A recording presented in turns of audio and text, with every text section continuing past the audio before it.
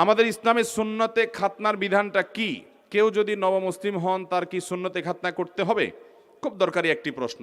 সুন্নতে খাতনা ইসলামের অন্যতম একটি শিআর এবং নিদর্শন, মুসলমানিত্বের নিদর্শন হলো খাতনা করা, যেটাকে মুসলমানি করা বলি আমরা, চর্মছেদন করা বলা হয়।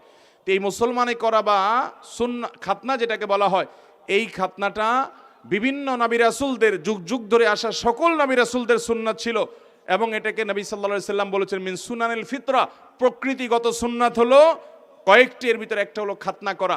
বাচ্চা একটা নির্দিষ্ট বাচ্চা জন্মের পর এমনকি ছেলের পাশাপাশি মেয়েদেরও খাতনা করার কথা হাদিসে আছে, এবং ফুকাহা কেরাম অনেকেই মেয়েদেরও খাতনা করার বিধান এর কথা বলেছেন, অনেকে এটাকে ওয়াজিব বলেছেন, অনেকে সুন্নত বলেছেন।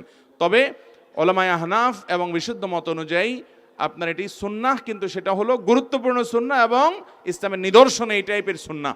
এই জন্য সুন্নাহটা পালন করা উচিত এবং এটা ছাড়া উচিত নয়।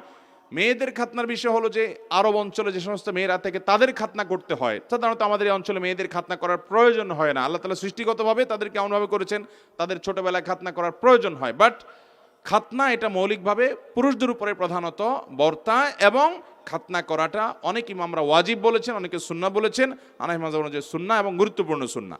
এই সুন্নাহ কাজটি যদি কেউ না করেন, তিনি অমুসলমান ছিলেন, খাতনা হয় নাই, পরে মুসলমান হয়েছেন, তিনি ডাক্তারদের সহযোগিতা পরামর্শ নিয়ে তিনি মুসলমান হওয়ার পরে খাতনা করার ব্যবস্থা করবেন, কারণ এটি অত্যন্ত গুরুত্বপূর্ণ। যদি কোনো কারণে অসম্ভব পর্যায়ের হয়, কোনো শারীরিক অসুবিধা এমন রকম থাকে যেটা করা যাবে না, তাহলে ভিন্ন কথা, অসুবিধা নেই। বাচ্চাদের খাতনা করার বয়স কি? বয়স শরীয়ত কোনো ফিক্স করে দেয় নাই, যত আগে আপনি করতে পারেন তত ভালো। আজকাল পৃথিবীর অনেক দেশে জন্মের সাথে সাথে খাতনা করায় দেয়, সৌদি আরবে জন্মের সাথে সাথে খাতনা করায় দেয়, তাতে বাচ্চা টেরি পায় না, কোনোভাবে আঁচই করতে পারে না। আমার বাচ্চা জন্ম হয়েছে সৌদি আরবে, সে একেবারে ছোট পিচ্ছি থাকতে খাতনা করাইছে, একটা আওয়াজ কান্নাটাও করে নাই, টেরি পায় না, এমন একটা অবস্থা।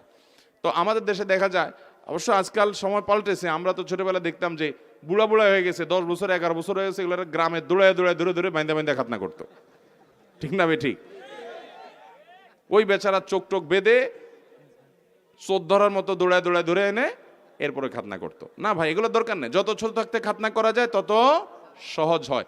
খাতনা শুধুমাত্র ধর্মীয় দৃষ্টিকোণ থেকে করতে হয় এমন কোনো আমল নয়, বরং খাতনা এটার শারীরিক অনেক উপকারিতা আছে। আপনার খাতনা করা হলে আপনার লজ্জাস্থানের ওখানে আপনার ইনফেকশন হওয়া, পেশাবের ইত্যাদি জমে থাকা, এগুলো থেকে মানুষ বাঁচতে পারে। বাচ্চাদের দেখবেন, যেসব বাচ্চাদের এখনো খাতনা করানো হয়নি, পেশাব করার পর দেখবেন যে তাদের লজ্জাস্থানের ওখানে, পুরুষাঙ্গের ওখানে পেশাব জমে থাকে, এবং এই পেশাবটা এই যে ফাঁকে ফাঁকে পেঁচে পেঁচে জমে থাকে, এটা স্বাস্থ্যের জন্য কোনো ভালো কিছু। কিন্তু খাতনা করা হলে সেটা আর হয় না। আরও নানাবিধ এর স্বাস্থ্যগত উপকারিতাও আছে, এজন্য খাতনা করতে হবে।